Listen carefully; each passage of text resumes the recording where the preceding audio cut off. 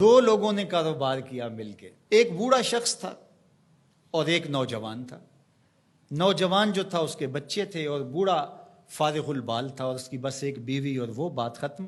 آج کل تو جو معاشیات کے ماہرین ہیں وہ سبق یہ دیتے ہیں کہ کسی سے مل کے کاروبار نہ کرنا، تھوڑا کر لینا، مل کے نہ کرنا۔ لیکن ایک زمانہ تھا کہ مل کے کاروبار کیے جاتے تھے اور برکت بھی ہوتی تھی۔ کاروبار انہوں نے کیا کھیتی باڑی کا۔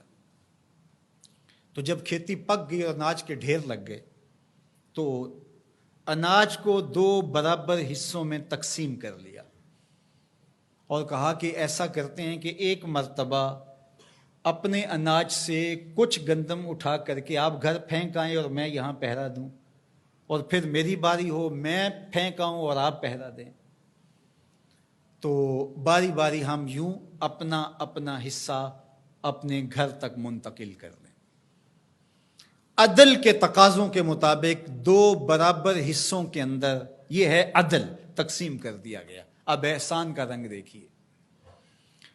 جب بوڑھا شخص گٹھڑی اٹھائے اپنے حصے کی گندم سے، غلے سے کچھ حصہ اٹھا کے گھر چھوڑنے گیا تو جوان نے سوچا میں تو جوان ہوں، میرا غلہ سال سے پہلے ختم بھی ہو جائے گا تو مزدوری کر کے بچوں کا پیٹ پال لوں گا، لیکن بوڑھا کیا کرے گا؟ اس نے اپنے حصے سے تھوڑا سا حصہ اس کی جانب اور کر دیا۔ یہ ہے احساس، یہ ہے احسان۔ خیر، اب بوڑھا بیٹھا اور یہ کوئی تھوڑا سا سامان اٹھا کر کے اپنے گھر منتقل کرنے گیا تو بوڑھے نے سوچا ہم تو دو گھر کے فرد ہیں، ہم تو جیسے بھی گزر اوقات کر لیں گے، اس کا غلہ اگر سال سے پہلے ختم ہو گیا، چھوٹے چھوٹے اس کے بچے ہیں، یہ کیا کرے گا؟ اس نے اپنے ڈھیر سے تھوڑا سا سرکا کے اس کی جانب کر دیا۔ اب ایک پھیرا وہ لے کے جاتا، ایک پھیرا یہ لے کے جاتا۔ جب وہ جاتا تو یہ اپنی جانب سے ادھر کر دیتا، جب وہ جاتا تو وہ اپنی جانب سے ادھر کر دیتا۔ دونوں کے گھر بھر گئے لیکن غلے کے ڈھیر بھی ختم نہیں ہوئے۔ یہ ہے احسان۔ پھر سوچنے لگے یہ ہو کیا رہا ہے، تو پھر راز کھلا کہ ہم یہ کرنے جا رہے ہیں۔ تو جب احسان کرو گے تو وہ بھی احسان کرے گا، تم اس سے بڑے سخی تو نہیں ہو۔